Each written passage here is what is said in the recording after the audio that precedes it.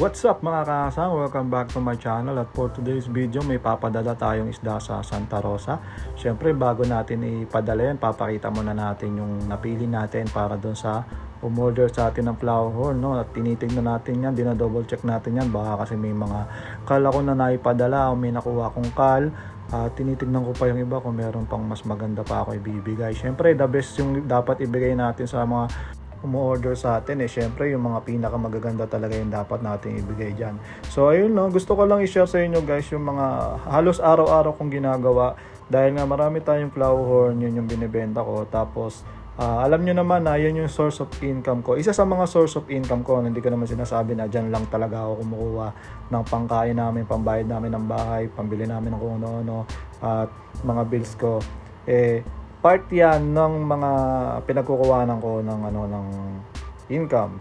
So hindi talaga pwedeng mawala yan. Tapos halos 10 taon ko na yan ginagawa. Bago pa ako mag-vlog, yan talaga yung ginagawa ko nung nag-resign ako way back 2016. 10 years na yata yun, almost 10 years nung nag-resign ako at nagbenta na lang ako ng isda talaga.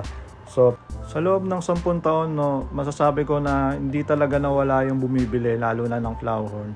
Bukod sa maraming isda na sinubukan nating ibenta, hybrid, kagaya ng mga guppies, ng mga tetra, ganyan. Yung Flowerhorn talaga, ever since nung 2016 na nag-start ako, talagang hindi na nawawala yung mga yung mga bumibili niyan. Laging may newbie, laging alam mo yon, may mga nagki-quit pero may mga bago pa rin na gusto mag-alaga niya. So nakakatuwa lang na almost 10 years na natin itong ginagawa at ngayon yung industry ng Flowerhorn okay pa rin. So yan, naibalot ko na yung mga order sa atin ni Sir Jefferson. 5 fry yan na HB12 tsaka yung isang female natin na egg layer na HB12 din. Na ipapadala natin dyan sa may Santa Rosa, Laguna, malapit sa Enchanted Kingdom. Nakapunta na ako doon dati, si Sir Jefferson. Matagal ko nang kilala yan. So yun, no. Lalamove pa rin syempre ang ating delivery at bahala na siya dyan. So yun mga kasang, no, hanap na naman tayo ng gagawin at nakita ko itong aking mga PKBM. So itong PKBM na to, may pumunta ditong isang kasang natin at kapitbahay lang namin na bumili niyan. At parang nanginayang ako doon sa PKBM kasi maubos na. Kaya naisipan ko na kunin na itong mga to at i-breed ko na lang doon sa likod. So kukunin ko, pipilian ko yan. Ito kasi yung mga galing sa binyan So kukunin ko yung mga pwede pa natin i-breed. Tingnan natin kung ano yung mga pwede pa natin i-breed. Tapos ikakal ko na yung iba. Itambak ko na lang dun sa mga kasama natin mga mga long body. Minsan minsan binebenta ko pa rin yun, minsan binamimigay ko na lang, depende. Ginagawa akong freebies. So ayan, napilian na natin yung mga PKBM natin. 1, 2, 3, 4, 5, 6. 6 pieces ito. 1, 2, tama ba? Yan, 6 pieces yung pwede pa na ang ganda ng male, ang taas ng ng dorsal fin.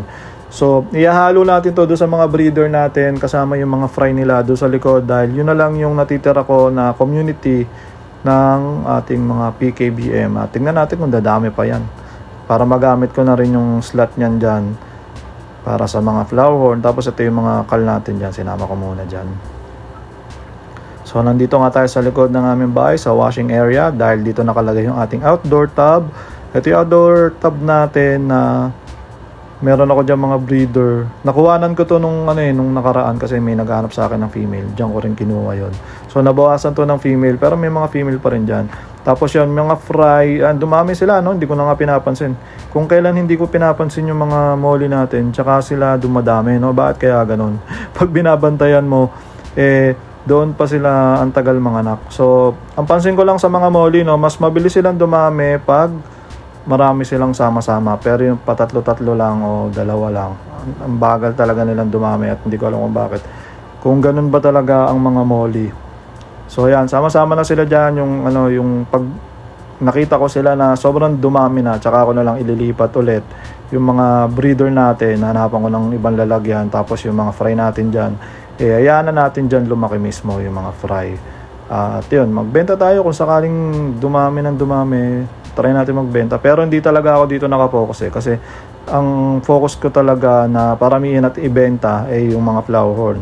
At ayun nga, no, sa susunod meron na naman tayong bagong batch. So update ko na kayo, no, speaking of Flowerhorn. Ito yung bagong batch natin na marami to nung nag-hatch pero ngayon kumonti sila at unti-unti namamatay yung mga wigglers. Ito yung magulang niyan, yung SRD na yung binili nating latest na SRD na male. Ang ganda na naman niya.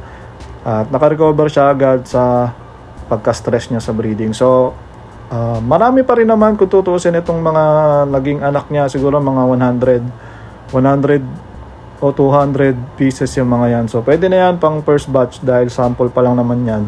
Tapos, pakita ko na rin sa inyo. Yung binibigay ko sa kanilang first bite, itong egg yolk, hard-boiled egg yolk. Yan ang una kong binibigay sa kanila bago ako mag-BBS.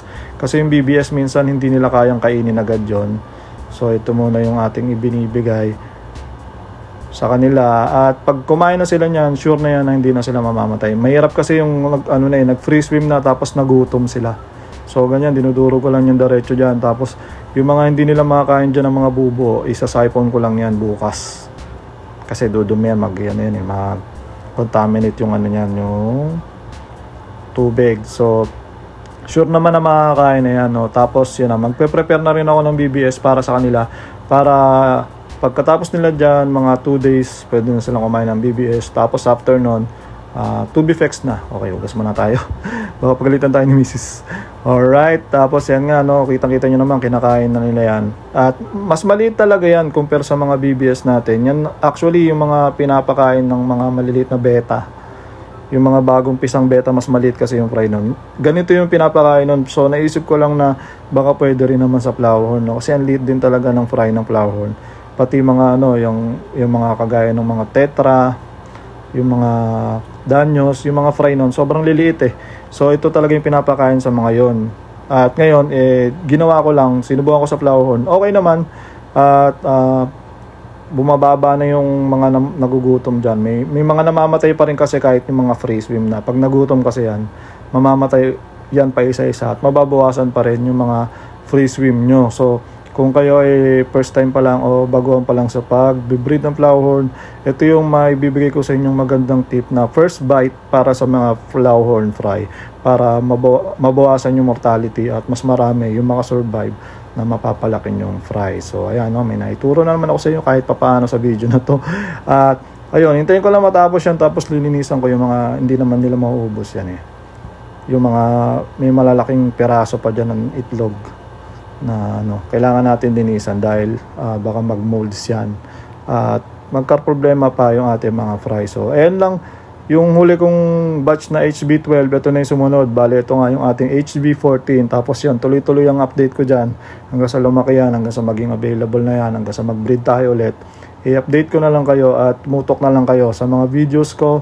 Sa mga long form videos, dito tayo sa YouTube, alright? Maraming salamat sa mga nanood. Peace out.